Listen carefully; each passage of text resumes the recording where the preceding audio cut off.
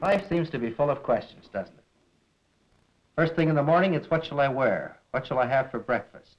What am I going to do today? That is, unless you're in the Army, and then a lot of those questions are answered for you. But seriously, all of us face questions, small or large, all of our lives. And unfortunately, there's a tendency for us to become so involved with the little questions that we let the big ones go unanswered. Questions like, where did I come from? Why am I here? Where am I going? The scientific age in which we live has answered a lot of questions, but it has also raised questions in the minds of a lot of people. Questions and doubts concerning our heritage of faith in God. Questions that are vital to you and to me as individuals, to our nation, and to our civilization. Now, on this program, we make an honest effort to answer the questions that you send in, even though some of them get us into some pretty deep water. Here's one. It comes from a student. It says, Dear Dr. Moon, my question is this. If God created all things, and if God is perfect, why are there so many ugly creatures in nature? Well, that's a good question. And frankly, it's one that isn't too easy to answer. But part of the answer is in our point of view. Did you ever stop to consider what the animals in a zoo might think of the visitors to the zoo? It would be interesting to know, wouldn't it? Or if a flock of ducks had a beauty contest, do you suppose duck hunters would win any beauty prizes? No, I don't think so. Point of view is important. And maybe we can get a new point of view here in the laboratory. I'd like you to meet a friend of mine. His name is Linnaeus. Electrophorus electricus Linnaeus. Here at the lab, we just call him Joe. He isn't exactly what you'd call a raving beauty, is he? But he has his points. For one thing, he's quite a swimmer. Notice the wave motion of the long ventral fin. As the waves travel toward the rear, the eel is propelled forward. Reverse, the waves travel toward the head. How about ascending and descending? Well, to ascend, he merely starts waves at the center, which go both ways.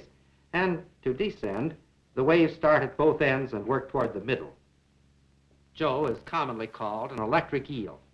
But actually, it isn't an eel at all, but a fish of the carp or catfish family.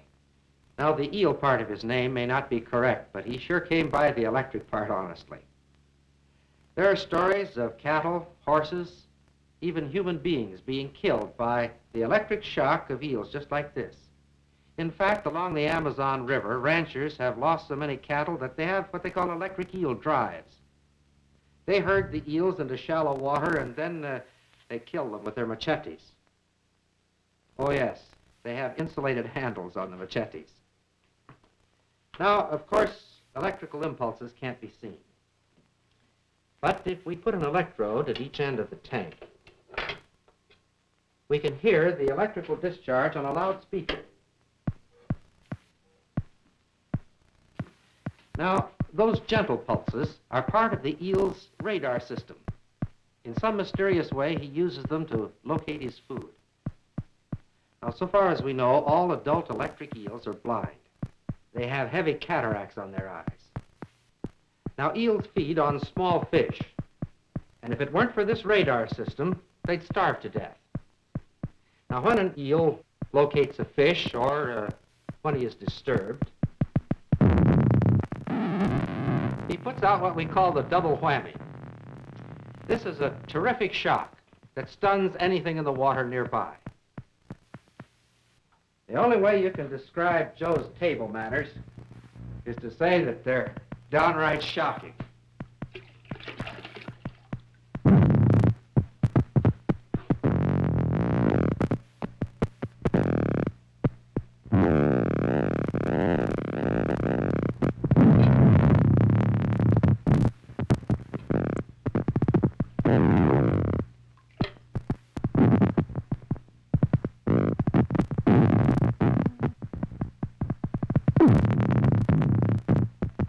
The electric eel, unlike most fish, is a an air breather. It must rise to the surface from time to time for air. For this reason, he can be quite comfortable out of water.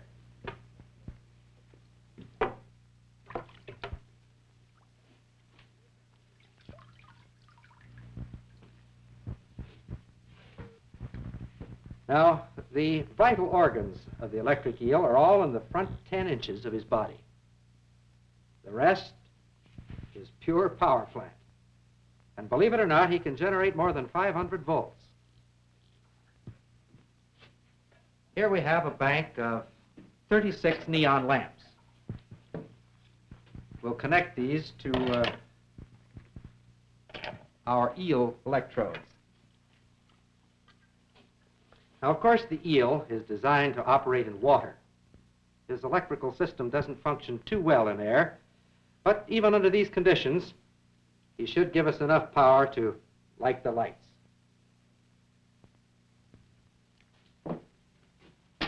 For some reason, people seem to find it difficult to believe that a fish can put out any considerable amount of power. Even some of the folks here at the laboratory have been just a little bit skeptical about Joe's electrical prowess. And for that reason, we've asked a few of them if they wouldn't help us in an experiment. Will you have the group come in now, please? All right, Dave. You'd stand right over here, please. The rest of you just line up there. You're right over here, Mr. Humphrey. That's fine. Now, Dave, if you'll take this, please, and hold it in your right hand. Louis, you hold this one. That's fine. Now, everybody join hands. That's right. Now, you're connected in series. Now, there are 5 of you. That means that each of you will receive just 1/5 of the total voltage of the eel. Now, relax. We'll give you the low voltage tap first. You ready? Did you feel that? Wasn't bad, was it? All right. Ladies and gentlemen, I'd like to have you meet a group of confirmed believers in electric eels. Thank you very much. Now, where did that electricity come from? Strange as it may seem, the eel's electric tissue is made up of cells very much like the cells that make up the nerves of our own bodies. These cells are called electroplaques. Here is a crude model of one of these cells. Actually, the electroplaque is a tiny battery, 1/25 of an inch thick. Now, in a flashlight, there are 3 cells. Each cell generates 1.5 volts. 3 of them in series produce the 4.5 volts necessary for the lamp. The eel's battery produces 1/10 of a volt. 10 of them in series will produce 1 volt. Well, at this rate, it would take 5,000 of these to produce the 500 volts of the eel. Well, he's got them and then some. An eel like Joe here probably has 250,000 electric cells. Connect them in series, 5,000 of them, and you have the 500 volts. The rest of them are connected in parallel to build up the current capacity. Now, each one of these tiny batteries has an electronic switch controlled by a signal sent along the nerve fiber connected to it. When an eel wants to shock something, it throws hundreds of thousands of switches all at once just by thinking about it. But what to me is even more amazing is that when Joe's battery is run down, he can recharge them, all of them, in just 1,000th of a second. That's quite a power plant, isn't it? The eel's electrical system is composed of 3 main parts. The first is called the large electric organ. This is the source of the eel's main voltage. Now, the function of this organ, called the organ of Hunter, is still somewhat of a mystery, although scientists believe that in some way it works with the large organ in producing the double whammy. This organ, called the bundle of socks, is to me the most wonderful. It has been definitely identified as the source of those mysterious radar pulses. In other words, this is the power plant for the Eel's radar transmitter. Now, of course, a radar system must have a receiver also. Do you notice those pits located in rows along the front part of the Eel? The other night, I was in New York City talking with Dr. Christopher Coates, director of the New York Zoological Society. Dr. Coates is the world's foremost authority on electric eels. He performed an experiment recently that seems to indicate that those pits are a definite part of the eel's radar receiving system. Now, if Joe is willing to cooperate, we can perform a similar experiment here. The problem is to render Joe's radar system temporarily inoperative. Now, if we paint these pits with an insulating liquid, and if these pits have anything to do with the radar apparatus, Joe will find it very difficult to locate a fish. Well, he won't go hungry. This is a liquid that will wash off very rapidly.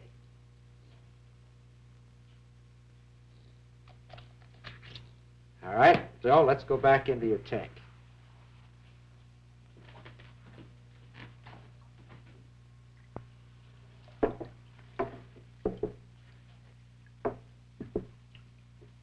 That's right. Come on out now, like a good fellow.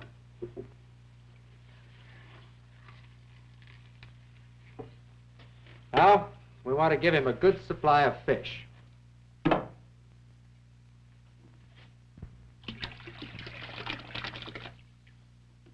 All right, Joe is surrounded by his favorite delicacy, baby trout. But for the next few moments, at least, those fish are just as safe as if there weren't an electric eel within 1,000 miles. You see, Joe's radar is on the blink. Oh, his transmitter's working all right.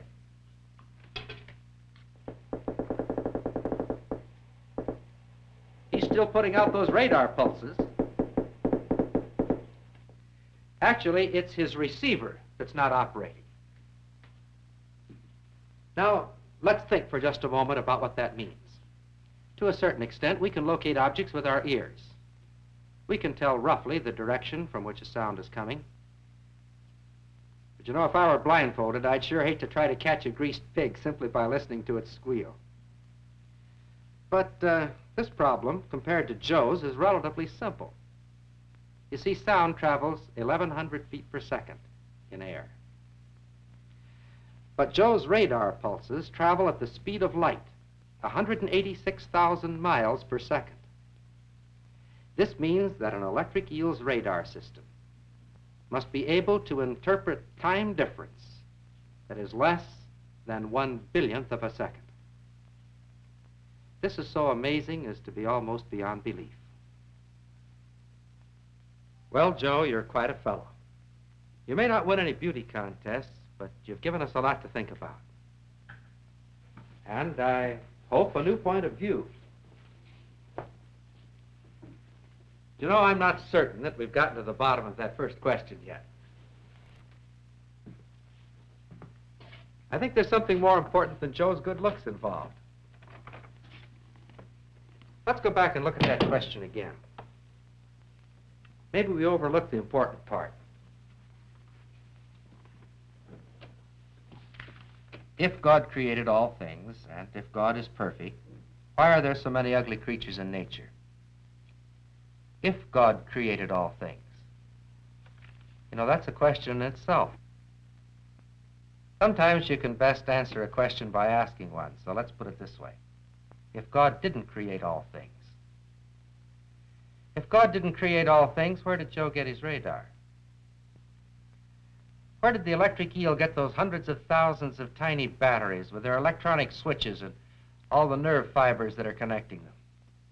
In fact, where did electricity come from? Or life itself? So far as I know, the only answer is in the first 10 words of this book. In the beginning, God created the heaven and the earth. In the beginning, God. You know, if you have trouble explaining the world around us, starting with God as a creator, just try explaining the world without God. If we go far enough seeking the answer to any question, eventually we'll reach the place where God is the only answer. Now, here's another question. Dear sir, it seems to me that the Christian faith is unscientific. The scientific method demands that we approach a subject without bias or preconceived ideas. But Christianity begins with the demand that we believe in a God we have never seen. How do you reconcile these facts? Now, in problems of this kind, there's a real danger in oversimplification, both in asking the question and in answering it. Some time ago, a gentleman came up to me and said, Mr. Moon, I'd like to ask you a question. Do you believe there is a God? I said, yes, I do. Then, with the air of one who had settled all the problems of the universe, he said, show him to me. Well, I said, I'd like to ask you a question. Do you believe that you have brains? He said, why, yes. And then, borrowing his same gesture, I said, show him to me. Well, now, probably we were both guilty of oversimplification. You know, somehow I can't help but feel that there's more evidence in the world that there's a God than there is that that fellow has brains. Back to the letter. Maybe we have some oversimplification in the question. It speaks of the scientific method. Now, it's not easy to describe the scientific method in a single sentence. Whole volumes have been written on the subject. Here's one, it's called The Principles of Science, described as a treatise on logic and the scientific method. There are chapters on deductive reasoning, disjunctive proposition, indirect method of inference, induction, combinations, permutations, theory of probability, philosophy of inductive inference, units, standards of measurement. To say the least, the scientific method is quite complicated. I suppose we could describe it roughly by saying that first we approach the facts without bias, without prejudice. As a second step, we develop a theory that seems adequate to explain those facts. And then, the third step, we examine the theory. We test it in the light of knowledge that's been established in other realms of scientific investigation. You know, on the surface, it would seem that there's just no room for faith or belief in the scientific method. Perhaps this is the reason why some are so loud in their demands that we give up our faith in God as unscientific. But you know, I'm not at all sure that faith is unscientific. If a mathematician were to start without a pretty good bias in favor of the general idea that 2 times 2 equals 4, he wouldn't get very far, would he? Or if a physicist or a chemist didn't have faith in natural law, his accomplishments would be quite meager. Recently, I spent several months over in the Middle East.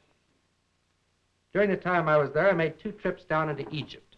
Both occasions, I visited the Great Pyramids of Giza.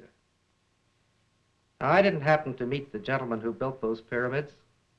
I understand they haven't been around for several thousand years. But the fact that I hadn't seen them did not cause me to develop the theory that they didn't exist, that the pyramids just happened, that those great blocks of stone all just happened to be the right size and the right shape, that they arranged themselves in that form purely by accident. If I developed such a theory, you wouldn't think I was very scientific, would you? No, I'm not certain at all that faith is unscientific. If we take an object that we say is heavier than air and drop it, it falls to the floor. We don't argue about it. We say that's the law of gravity. This book now tells us that faith is the law of man's relationship to God. Well, you say, but you can test that with the book. I dare you to test this. I dare you to try the scientific method in regard to your relationship to the God that made you. Approach the facts and the evidence without bias, without preconceived ideas, and then make an honest test. You'll have your answer. It'll be far more convincing than any answer that I or anyone else could ever give you. Now, I hope we have time for just one more question. It says, Dear Dr. Moon, I have several friends who are religious. While I respect their sincerity, I find them rather smug and unreasonable in their faith. Should we not keep an open mind on every subject? Well, I think the answer is yes. We should keep an open mind on every subject, certainly until we get the facts. Of course, I don't think that the writer of this letter would have any objection to firm convictions, so long as those convictions were well-founded. Do you remember those people in the laboratory a minute ago that had that shocking experience with the electric eel? I imagine that just about now they have a very strong bias in favor of the general idea that electric eels can shock people. Well, they may not trust me again for a while, but I'll guarantee this. They'll be confirmed believers in electric eels the rest of their lives because of the reality of a personal experience. Now, these friends of yours, you say they seem smug and unreasonable in their faith. Have you ever considered this? Maybe they seem smug and unreasonable merely because they are thoroughly convinced, because of the reality of a personal experience with God, an experience which you may not have had. Maybe their minds seem closed merely because once they were truly opened. Now, we've chosen these particular questions for a very special reason. It's because these questions were once very real to me. As long as I can remember, I've had a consuming interest in science. And as I got a smattering of knowledge in a few scientific fields, I began to doubt, wondering even if there was a God. I was continually torn between doubt and faith. Finally, I got to the place where I felt I just had to know. And at that time, I prayed this prayer. Oh, it was a confused prayer, I know that. But I said, God, if there be a God, I've got to know. And if believing is the way to know, I'm willing to believe. And then I made this promise. I said, God, if this doesn't work, if this doesn't change my life, I'll spend my life just as far away from a church and a Bible as I can get. But if it does work, I'll spend my life telling others about it. That's why I'm telling you. It's because he that believeth on the Son hath everlasting life.